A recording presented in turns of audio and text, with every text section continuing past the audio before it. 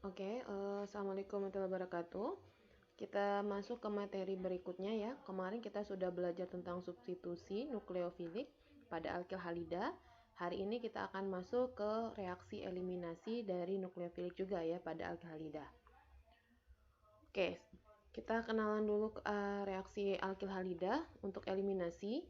Kemarin sudah Ibu singgung bahwa reaksi eliminasi itu adalah menghilangkan beberapa atom dari reaktannya sehingga hasil produknya itu akan menghasilkan suatu ikatan rangkap ya. Jadi reaksi eliminasi itu hilang unsurnya ada yang hilang nih dari reaktan, itu akan menghasilkan ikatan pi ya, sehingga ikatan produk kita itu akan berbentuk ikatan rangkap. Jadi kalau kita sederhanakan reaksi dari eliminasi, kalau Ibu punya suatu alkil halida, entah itu alkil halida dari rantai panjang atau rantai pendek, pasti dalam suatu alkil halida itu memiliki satu atom halida atau halogen ya, baik F, Cl atau Br di sana.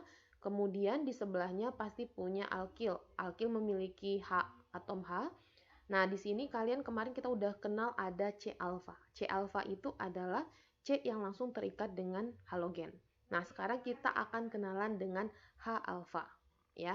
Jadi kalau di sini ada C alfa berarti di sebelahnya adalah C beta. Nah, untuk eliminasi pada C alfa dan C beta akan dihilangkan satu atomnya. Untuk C alfa akan dihilangkan atom halogen, sedangkan C yang beta, ini alfa, itu akan menghilangkan atom H plusnya. Nah, reaksi ini biasanya melibatkan basa, di mana basa kita udah tahu basa itu bisa juga sebagai suatu nukleofilik. Jadi, basa ini akan menyerang atau mengikat H+, ya, mengambil H+ menjadi HBr. Kemudian, karena H+-nya diambil, maka elektron akan disumbangkan ke ikatan C dan C yang di sini, sehingga hasilnya adalah ikatan rangkap. Ya. Nah, sedangkan karena terbentuknya ikatan rangkap, C alfa tadi yang punya Br ya atau halogen itu akan melepaskan halogennya karena golongan halogen itu adalah leaving group yang baik ya atau gugus pergi yang baik. Sehingga lepas maka terbentuklah suatu alkena. Dengan hasil produk eliminasi tersebut adalah satu alkena dan satu asam halida atau HBr dan satu biasanya adalah halogen yang lepas. Ya, itu reaksi secara umum untuk eliminasi. Oke. Nah, reaksi eliminasi ini juga bisa kita gambarkan sebagai contoh yang lebih detail seperti ini. Kalau saya punya suatu alkil halida, ini berupa siapa? 1, 2, 3, 4 ya, butana ya. 1 bromobutana. Nah, saya punya ini senyawanya. Kemudian akan direaksikan dengan suatu basa. Saya ambil ini adalah OCCH3 3 kali ya. Nah, ini akan bereaksi basa kita dengan suatu alkil halida. Di mana tadi prosesnya adalah basa itu akan mengambil H+ ya. Sehingga membentuk ini HOCH3 3 kali produknya. Kemudian karena H+ diambil, elektron akan disumbangkan ke sini ya, sehingga membentuk ikatan rangkap seperti ini. Karena ikatan rangkap terbentuk, maka ikatan C dan Br akan putus dan melepas Br. Sebagai leaving group yang baik, ikatan ini akan terbentuk ikatan rangkap. Hasilnya adalah sebuah alkena. Dengan produk samping itu adalah suatu hidrogen yang terikat dengan basa dan suatu ion dari halogen yang lepas, baik itu Br atau apapun yang lepas nanti. Jadi ingat tanda panah berarti dari basa ke H+, kemudian dari H+ masuk ke C sehingga terbentuk ikatan rangkap, maka Br lepas. Ya, ingat untuk organik harus tanda panahnya harus benar. Baik, berikut contoh kedua. Ibu punya suatu sikloalkana ya yang terikat dengan satu halogen yaitu Cl di sini. Kalau kita gambarkan berarti ini nomor 1, nomor 2 ya. Ini C alfa, C beta, maka ini H beta. Maka basa kita akan menyerang H alfa H-nya ya, kemudian mengikat H, kemudian ikatan H dan C akan putus sehingga elektron disumbangkan ke ikatan C dan C membentuk ikatan rangkap. Karena ini membentuk ikatan rangkap, maka Cl akan terdesak lepas dan putus ikatan C dan Cl-nya. Sehingga terbentuklah suatu sikloalkena seperti ini. Dan produk sampingnya sama. Ya. Oke, itu. Jadi secara gamblang seperti itu reaksi eliminasi. Namun reaksi eliminasi ini dibagi menjadi tiga ya, tiga utamanya. Nanti kita hanya akan membahas dua saja. Tapi sebelumnya, kalau kalian perhatikan reaksi eliminasi tadi ya, sebenarnya mirip seperti reaksi substitusi yang kita pelajari sebelumnya. Bedanya apa? Bedanya terjadi pada proses dan produk penyerangannya saja. Baik. Untuk itu kita akan bahas dulu. Kalau di substitusi kita mengenal lebih dikenal reaksinya dengan melibatkan nukleofilik atau kita sebut dia dengan nukleofisitas ya, di mana nukleofisitas itu kemampuan penyumbang PeB pada atom C-alfa. Ingat atom C-alfa ya. Yang diserang pada substitusi, reaksi substitusi itu saya ambil contoh pada SN2 ya, reaksinya berlangsung cepat. Ya biasanya adalah alkil halida primer atau sekunder. Di sini contohnya adalah yang primer yaitu ini ya, ini C-alfanya. Nah, yang akan diserang oleh nukleofilik kuat. Saya ambil Cn- ya. Nah, dari reaksi pada SN2 kalian sudah belajar kemarin bahwa Cn akan menyerang C-alfa ya. Kemudian Br lepas. Gitu ya. Sedangkan kalau pada eliminasi kita lebih mengenal dia dengan kebasaan. Di mana kebasaan ini adalah kemampuan menyumbangkan pasangan elektron bebas. Mirip kan ya, sama dengan nukleofitas juga kemampuan menyumbangkan PeB. Tapi bedanya apa? Kalau substitusi yang diserang C-alfa, kalau kita eliminasi kebasaan itu yang akan diambil adalah suatu proton atau H+. Jadi kebasaan itu juga merupakan suatu nukleofil ya. Jadi basa itu bisa bersifat sebagai nukleofil, makanya dia bisa menyerang juga kalau pada eliminasi. Oke. Tapi yang diserang itu adalah protonnya pada apa? C-beta. Berarti itu perbedaannya. Nah, seperti yang saya jelaskan sebelumnya, ketika ada basa kuat, saya coba ambil ini ada cyanida atau Cn, Cn-, itu akan menyerang siapa? Kita lihat di sini ada C-alfa. Kemudian ini berarti C di sebelah C-alfa, ini C-beta. Berarti C sebelah sini juga C-beta. C sebelah sini juga C-beta. Sehingga pada reaksi ini Cn- itu bisa menyerang baik H dari C-beta ini, C-beta kedua atau C-beta ketiga. Sehingga kemungkinan produk mungkin akan banyak nanti pada saat kita belajar reaksi eliminasi. Oke, berarti kalau di sini untuk melakukan reaksi eliminasi, maka Cn saya ambil saja dia mengambil H+ di sini ya. Akan menyerang mengambil H+ gitu ya. Sehingga dia berikatan HCN hasilnya. Kemudian karena H+ sudah diambil satu, maka elektron akan disumbangkan ke ikatan C dan C sehingga membentuk rangkap seperti ini. Karena sudah disumbangkan kelebihan ikatan, maka Br akan lepas. Gitu. Nah, Br lepas menjadi produknya suatu alkena seperti ini. Nah, itulah perbedaan antara substitusi dan eliminasi. Kalau eliminasi ini berarti kan Br-nya cuma tergantikan ya dan tidak terbentuk ikatan rangkap. Oke. Itu dia. Nah, sekarang kita lihat ke bagaimana ketika ini sama ya, ini hanya bentuk tanda panah saja untuk menjelaskan antara C-alfa dan C-beta, bagaimana dia menyerang ke H+, kemudian tanda panah berikutnya dari ikatan H+ ke C, kemudian tanda panah berikutnya dari ikatan CX itu ke X-nya ya. Perpindahan elektronnya seperti itu. Jangan salah tanda panah ya. Oke, ini adalah beberapa basa yang sering digunakan dalam reaksi eliminasi.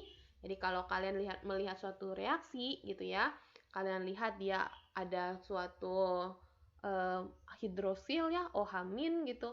Kemudian ada turunan alkilnya O dengan siapa gitu, OCH3 misalnya, OCH dengan etil dan seterusnya.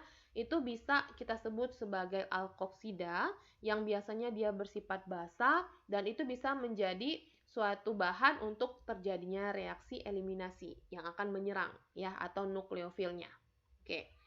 Contohnya ini kalian bisa lihat, jadi kalau ada suatu senyawa basa seperti ini, baik itu sodium hidroksida, ya, potasium atau sodium metoksida, itu semuanya bisa digunakan sebagai suatu nukleofilik pada reaksi eliminasi. Oke, kita lihat yang pertama, bagaimana tahapan reaksi eliminasi terjadi. Untuk menggambarkan reaksi eliminasi pada alkil halida, kalian harus temukan dulu karbon alfa. Cari karbon alfa. Karbon alfa harus tahu kemarin adalah yang langsung mengikat golongan halogen, ya.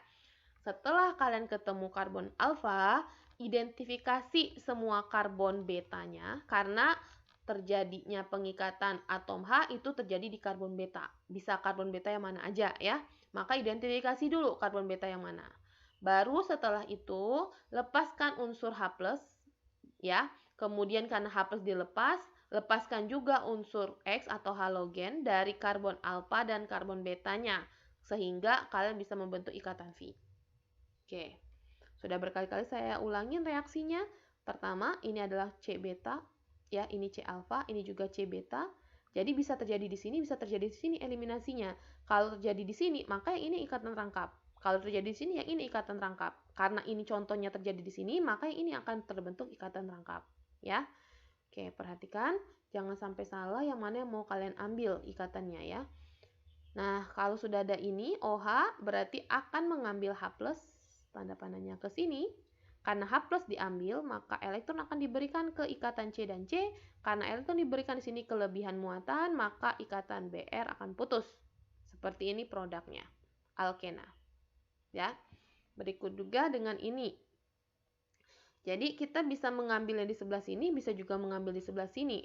Nah, ini udah dilihatkan ada dua produk yang bisa terbentuk. Saya coba dulu untuk yang membentuk ikatan rangkap pada C beta yang pertama, yang sebelah sini. Maka O ini akan mengambil satu H+ di sini. Karena H+ diambil, ikatan akan ke sini, maka Br akan lepas. Sehingga produknya adalah ini. Kalau yang digunakan adalah yang ini, maka penyerangan terjadi, H akan diambil. Oke, kemudian ikatan ini akan ke sini, elektronnya, kemudian Br yang akan lepas. Jadi ada dua produk yang bisa terbentuk pada reaksi eliminasi tersebut, ya. Dan ini biasanya merupakan isomer, ya. Kenapa saya jelaskan bisa terjadi dua? Karena nanti di belakang kita akan ketemu ada dua reaksi eliminasi yang dalam satu produk yang sama, satu senyawa yang sama atau reaktan yang sama, tapi nanti kondisi yang dihasilkan itu jumlahnya berbeda. Ada yang lebih dominan dihasilkan. Nah, itu hubungannya nanti dengan kestabilan, ya. Kita akan lihat di belakang. Oke, sekarang kita akan masuk karena tadi kan sudah saya singgung, reaksi eliminasi itu terjadi ada dua jenis utama, tapi sebenarnya ada tiga aslinya. Yang pertama adalah eliminasi bimolekuler atau kita kenal dengan E2. Reaksi eliminasi unimolekuler atau kita kenal dengan E1, dan nanti ada reaksi unimolekuler tapi dia lewat zat antara karbanion. Bu, apalagi karbanion? Kemarin kita belajar karbokation yaitu C+, karbon yang kekurangan elektron, sedangkan kalau karbanion itu adalah C-, karbon yang kelebihan elektron. Ya. Nah, tapi di sini pada pelajaran sekarang kita hanya akan lebih berfokus pada mekanisme dari E2 bimolekular eliminasi dan E1 atau unimolekular eliminasi. Oke, kita masuk satu-satu mekanisme dari E2 yang bimolekular. Sebenarnya dia hampir sama dengan reaksi mekanisme SN2, substitusi nukleofilik 2 ya. Langkahnya mekanisme E2 ini pertama, prinsipnya, cirinya, dia adalah proses satu langkah. Jadi reaksinya cepat. SN2 kan kemarin juga reaksinya cepat ya, sekali gitu ya. Kemudian dia melibatkan basa kuat atau nukleofilik kuat. Sama dengan SN2. SN2 juga melibatkan nukleofilik yang kuat. Kemudian yang ketiga, cirinya adalah dia disukai oleh semua jenis alkil halida. Ya, alkil halida apapun itu bisa dengan E2 ya, tapi kebalikannya dari SN2 adalah kalau SN2 lebih suka primer dan sekunder, kalau di sini itu E2 lebih ke tersier gitu. Kemudian atom-atomnya itu akan membentuk C alfa, beta gitu ya. Kemudian ada H beta yang sebidang. Sehingga nanti kalian harus menemukan H beta dengan dari halogennya itu akan berbentuk antisilang gitu ya. Antisilang itu kayak gini. Kalau Br ini di bawah ikatannya, maka H yang akan diambil protonnya itu di atas. Gitu. Itu antisilang. Jadi penggambarannya harus kalian gambarkan seperti ini. Jadi sebagai contoh reaksi ini adalah OH, berarti dia adalah basa kuat hidroksil ya. Maka ini sudah kalian bisa menebak ini adalah reaksi E2. Maka reaksi E2 berlangsung spontan atau cepat, satu langkah. Prosesnya adalah tanda panah akan dimulai penyerangan dari basa kuat mengambil proton dari C beta, ini C alfa, ini C beta ya, mengambil proton pada C beta sehingga ikatan CH putus. Karena putus, elektron disumbangkan ke ikatan C dan C, membentuk ikatan pi atau ikatan rangkap. Karena ikatan rangkap dibentuk, maka elektron dari ikatan CBr akan putus sehingga Br lepas. Kira-kira reaksi antaranya adalah seperti ini. Jadi ini penggambaran ketika proses yang saya jelaskan tadi, di mana OH akan menyerang H sehingga OH akan seperti berikatan, bersiap untuk berikatan dengan H+, ya. Kemudian CH ini akan bersiap putus, C dan C akan bersiap berikat membentuk ikatan pi, dan Br bersiap lepas. Inilah zat antara yang harus kalian gambarkan ketika menggambarkan reaksi mekanisme dari E2. Di mana produknya akan menghasilkan suatu alkena sebagai berikut dan suatu sampingan produk berupa air dan halogen. Oke, jadi kalian bisa harus tambahkan ini berarti plus H2O plus Br min gitu ya kalau menggambarkan reaksinya. Oke, baik. Berikutnya kita ke mekanisme E1. Sebelum ke E1, kalian lihat dulu reaksi E2 pada keadaan transisinya yang harus kalian gambarkan dengan benar. Ini contohnya, saya tidak ulang, ini sama aja ya, ini basa, kalau tadi OH basa, sekarang ya sama, reaksinya sama, kalian bisa lihat di sini. Kemudian untuk bukti-bukti dari mekanistik suatu reaksi E2 itu terjadi pada orde kedua. Kinetikanya, secara kinetika, reaksi tersebut, laju reaksinya terjadi pada orde kedua. Oke, kemudian kadang-kadang reaksi E2 ini juga teramati dengan efek isotop deuterium ya. Jadi karena H+ tadi diambil gitu ya, jadi maka terbentuk deuteriumnya. Oke, bukti lain bisa dilihat dari stereokimia. Untuk reaksi E2, dia stereospesifik. Jadi dia bisa membentuk seperti ini stereokimianya. Ketika basa mengambil H+, kemudian terbentuk ikatan rangkap di sini. Kemudian Br lepas, sehingga kalau kalian lihat ini ada stereokimia apa yang ikatan rangkap cis dan trans ya. Oke, bentuknya seperti ini. Stereokimia bisa terbentuk dari reaksi tersebut. Dan kalau kita gambarkan secara stereokimianya, maka geometrinya bisa membentuk 1,2 di bromo, 1,2 di fenil etana seperti ini, atau bisa juga bentuknya E ya, 1 bromo 1,2 di fenil etana. Ya, ini adalah bentuk dari stereoisomernya. Oke. Nah, itu bisa terjadi pada suatu reaksi eliminasi. Kalau substitusi nggak ada yang kayak gini ya. Kalau eliminasi bisa terbentuk nih stereokimianya. Oke, ini untuk yang saya bilang anti tadi ya. Anti silang antara H beta dengan halogen itu bisa digambarkan seperti ini. Jadi kalau kalian sudah tahu gambar pasak, dia digambarkan seperti ini. H-nya akan berseberangan dengan halogennya. Oke, ini adalah gambar ketika dia dalam bentuk ikatan orbital ya, yang kita pernah belajar ikatan pi, kenapa nanti ikatan pi-nya bisa terbentuk itu bentuknya seperti ini. Jadi keadaan peralihan itu adalah seperti ini. Yang H plusnya lepas, ini akan berikatan, sehingga ini elektronnya menjadi seperti ini, membentuk ikatan V yang kita sebut dengan alkena. Oke, sekarang ke eliminasi 1 atau E1. Reaksi E1 mirip juga dengan SN1. Reaksinya apa? prosesnya 2 langkah via karbokation. Ya. Kemudian melibatkan basanya lemah atau nukleofilik lemah. Jadi sama kan ya kayak SN1, jadi gampang kalian mengingatnya.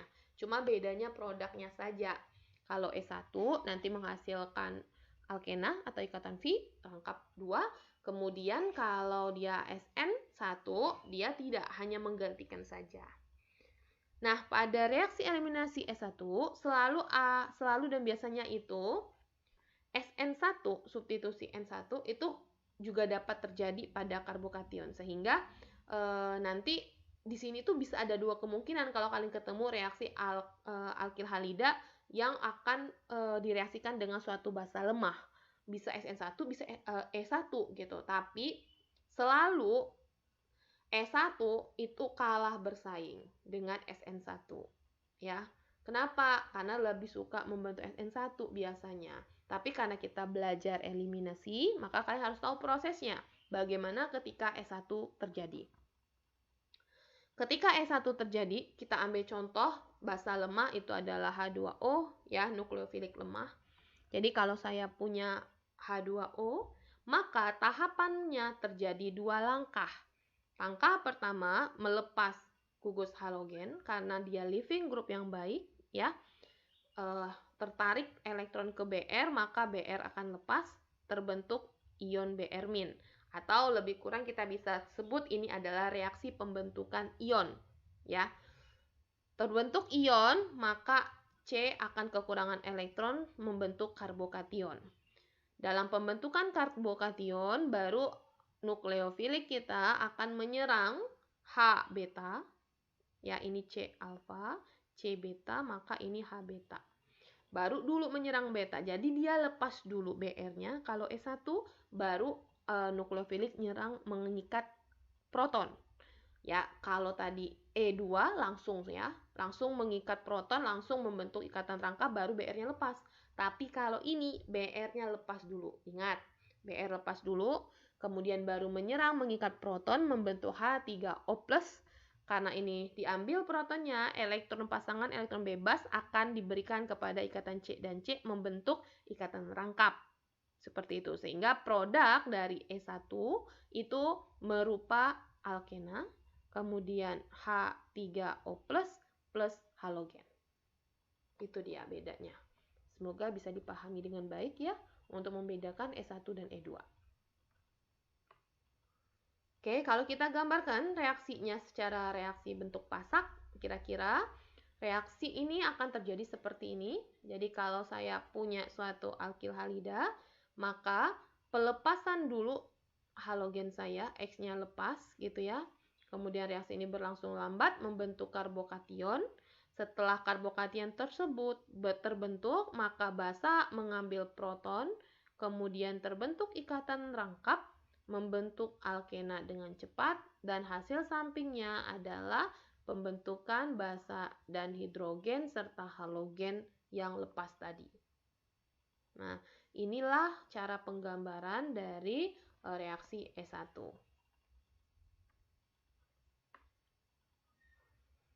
Oke, ini hanya untuk kalian pelajari saja bagaimana mekanistik dari reaksi E1 ya. Oke, kita ambil contoh berikutnya. Contoh, gambarlah struktur untuk semua produk eliminasi yang mungkin dan dapat diperoleh dari 2 bromo, 2 metil butana. Ini senyawanya. Saya sudah gambarkan ya C betanya. C betanya ada 1, 2, 3. Seperti yang saya jelaskan tadi, berarti ada bisa 3 kemungkinan ikatan rangkap terbentuk. Bisa di C yang ini, atau C yang ini. Ya, bagaimana reaksinya? Jadi reaksinya pertama, itu kita akan coba dia berikatan. Oke, kita ambil misalnya,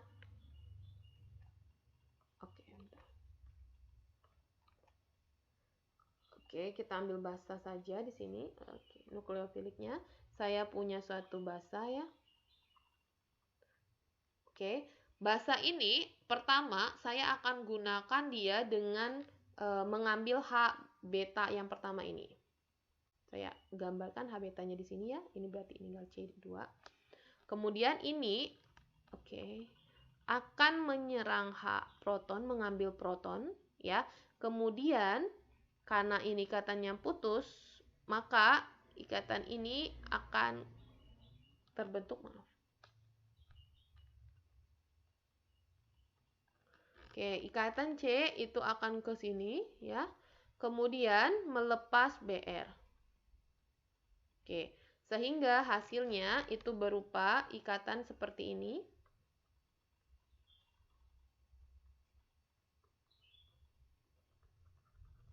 Dua CH3, kemudian ini masih ada CH3.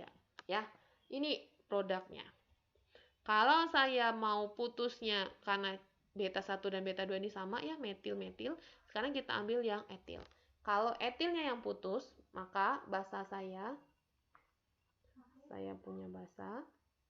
Oke, basa saya ambil dulu di sini, ini H-nya ya. Saya gambarkan H-nya di sini. Basa akan mengambil proton, karena proton diambil, maka proton ke sini ya. Kemudian ini ke sini. Nah, sehingga produk yang terbentuk itu adalah CH3 dan C ikatan rangkap CH, kemudian CH3. Kemudian di sini masih ada CH3 ya. Ini produknya. Jadi ada dua produk. Produk pertama, produk yang kedua dari eliminasi tersebut. Nah, kalau kalian mau lihat reaksinya adalah ini. Nah, oke, saya lihatkan di sini. Saya hapus dulu ini agar bisa kalian lihat ya, sama ya. Ini dengan yang saya bentuk ini sama ya. Jadi dia mengambil ini sehingga produk A yang dibentuk adalah ini. Ini produk A. Ini adalah yang ini, produk pertama. Yang ini adalah produk yang kedua yang saya gambarkan ini ya. Saya hapus agar kalian bisa melihat yang ini saja. Nah, inilah tanda panah yang terjadi ketika terbentuk ada satu produk yang ini, kemudian produk yang kedua adalah ini. Nah, pertanyaannya, ketika ada dua kemungkinan produk yang bisa terbentuk ya, manakah di antara produk A dan produk B ini yang lebih dominan akan dibentuk ketika suatu reaksi dari 2 bromo 2 metil budana terjadi secara reaksi eliminasi? Ya, kan kita nggak pernah tahu ya, kalau reaksi terjadi aja gitu kan, kita nggak pernah tahu. Tapi kajian organiknya ketika ada reaksi eliminasi dengan dua kemungkinan produk yang bisa terbentuk, itu yang lebih dominan siapa? Kita akan belajar tentang suatu aturan, di mana aturan ini kita kenal dengan aturan Zaitsev atau kita sebut Zaitsev saja. Apa aturannya? Ya, aturan Zaitsev ini adalah alkena yang lebih tersubstitusi atau atom C ikatan rangkapnya mengikat lebih banyak gugus alkil itu akan lebih dominan dibentuk. Maksudnya gimana, Bu? Jadi saya ambil A, itu kan ini ya, kalau saya gambarkan bentuknya, saya lepas H2-nya, jadi ada H, kemudian C yang ini berarti ada etil, ada metil, ya kan? Kalau ini saya buat seperti ini, maka di sini ada metil, ini metil, kemudian ini ada H-nya satu, kemudian metil lagi, ya, bentuknya seperti ini. Oke, nah tergambar. Nah, jadi kalau kita gambar seperti ini, maka yang terikat dengan C alfa, C1 dan C2, C1 dan C2 itu untuk senyawa A, produk kemungkinan A yang terbentuk, maka ada dua etil. Ada dua gugus alkil, yaitu etil dan metil.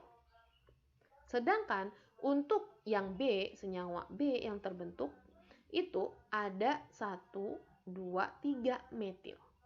Ada 3 metil, maka kita gambarkan 3R dan 1H, karena ini ada 2 alkil, 2 metil ya. Kemudian ada etil dan metil, berarti 2R, kemudian ada 2H. Yang lebih banyak siapa? Alkilnya, karena kata Zaitsev itu dia akan terbentuk, dominannya itu reaksinya akan membentuk produk yang dia gugus alkenanya pada C-nya itu tersubstitusi alkil lebih banyak. Maka otomatis senyawa yang B lah yang akan lebih banyak dibentuk. Artinya dia lebih dominan. Jadi biasanya nanti ada persennya, misalnya ini 67%. Nah, ini tinggal 53, berarti ini lebih sedikit dibentuk. Karena yang B lebih dominan dan lebih stabil menurut aturan Zaitsev. Oke? Nah, itulah dia. Jadi untuk eliminasi kalian perlu memahami ini ya, karena mungkin bisa terjadi dua produk. Saat saya menyuruh kalian menggambarkan reaksi eliminasi, maka kemungkinan produk yang 2 atau 3 mungkin ya nanti itu harus digambarkan semua ya. Baik. Nah, ini dia aturan Z-safe ya. Jadi yang seperti saya jelaskan tadi, contohnya ini ternyata bisa terbentuk satu ini senyawanya ya, itu 85%. Berarti yang terbentuk ini nih ya. Selain yang ini berarti bisa terbentuk yang mana lagi? Kalau ini cuma satu ya kemungkinannya, karena BR-nya di sini doang ya, nggak bisa. Kalau yang ini juga cuma satu ya, karena sama ini 100% ya. Aturan Z-safe itu berlaku. Kita lihat bagaimana. Ini dia. Jadi ketika suatu senyawa tadi pada reaksi eliminasi terbentuk, saya punya 2 bromo 2 metil butana, senyawanya adalah ini, maka ada dua kemungkinan. Pertama, yang diserang adalah H beta yang ini, atau yang diserang adalah H beta yang ini. Ya, sehingga ketika penyerangan ini terjadi, kemungkinan yang terbentuk produknya bisa 2 metil 2 butena atau 2 metil 1 butena seperti ini. Nah, dari sini kalian harus menentukan yang mana produk yang dominan. Produk dominan kalian harus gambarkan dengan aturan Z-safe, yaitu seperti ini. Saya gambarkan seperti ini, maka di sini ada 2H, 2R. Sedangkan di sini ada 1R, 1H. Kemudian di sini ada 2R. Berarti ini ada 3R. Maka yang senyawa kedua ini yang lebih tersubstitusi dan artinya dia lebih dominan.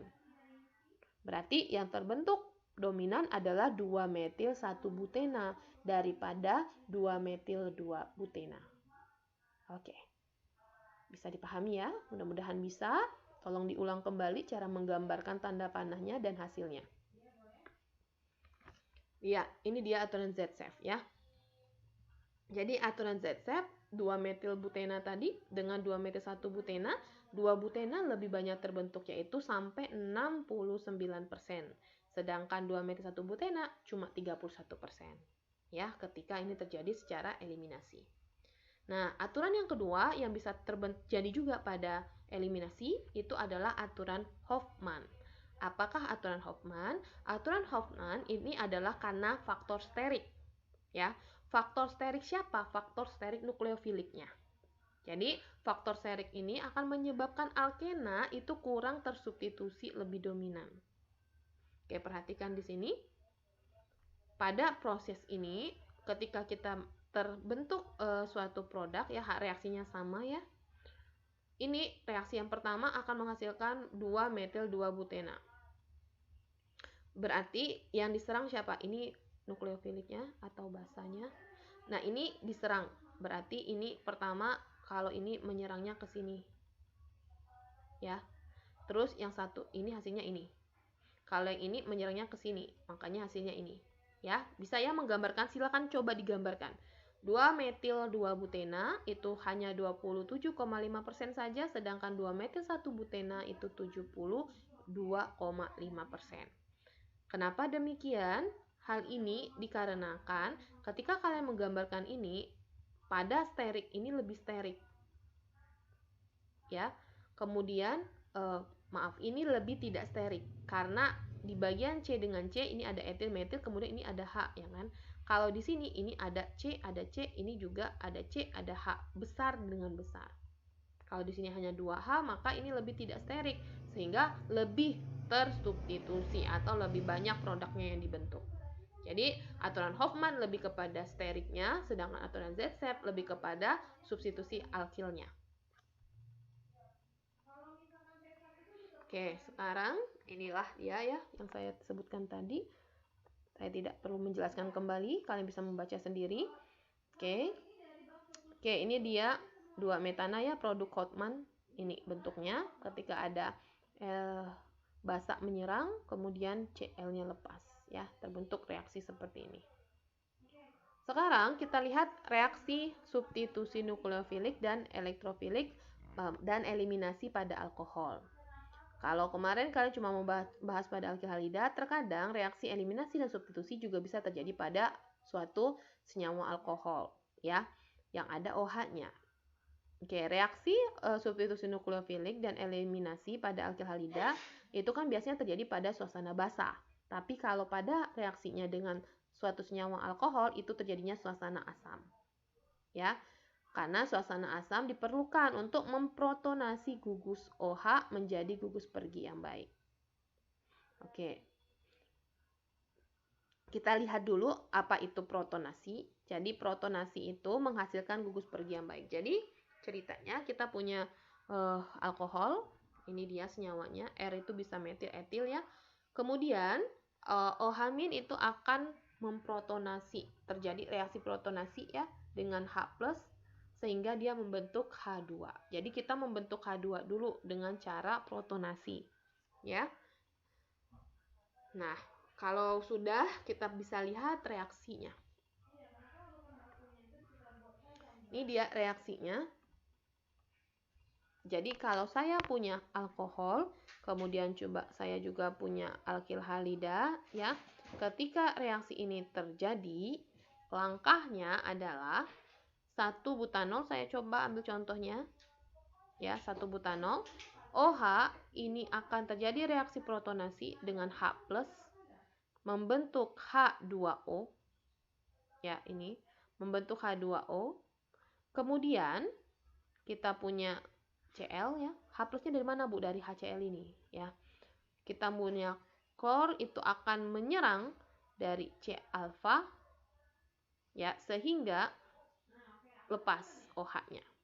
H2O-nya lepas seperti ini. Sehingga membentuk produk CH3, CH2 3 kali Cl. Ini reaksi substitusi SN2.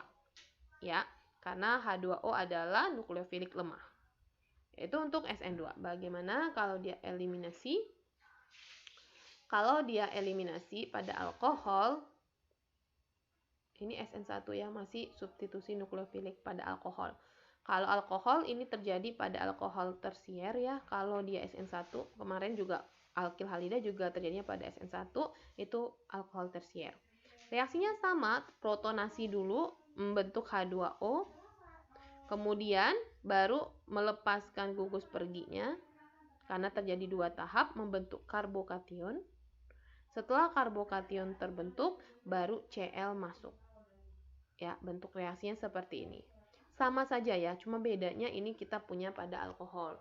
Kalau kemarin kita alkil halida, X-nya yang lepas. Kalau ini OH-nya yang lepas. Jadi nggak usah bingung. Saya hanya menambah materi substitusi saja di sini. Sekarang kita lihat pada reaksi S1-nya ya. Pada reaksi eliminasi ini, kalian bisa melihat, oke saya ambil saja dulu pada eliminasi 2. Pada E2 sama saja seperti alkil halida, cuma bedanya reaktannya adalah suatu senyawa alkohol. Ini adalah etanol ya. Etanol primer ya C-nya. Berarti C primer. Berarti dia bisa yang pertama elektron bebas pada O pada alkohol kita itu akan terjadi protonasi dengan H+. Kemudian mengikat H+, membentuk H2O. Kemudian karena H2O sudah terbentuk, langkah selanjutnya adalah melepaskan gugus pergi kita ya. Dengan cara apa?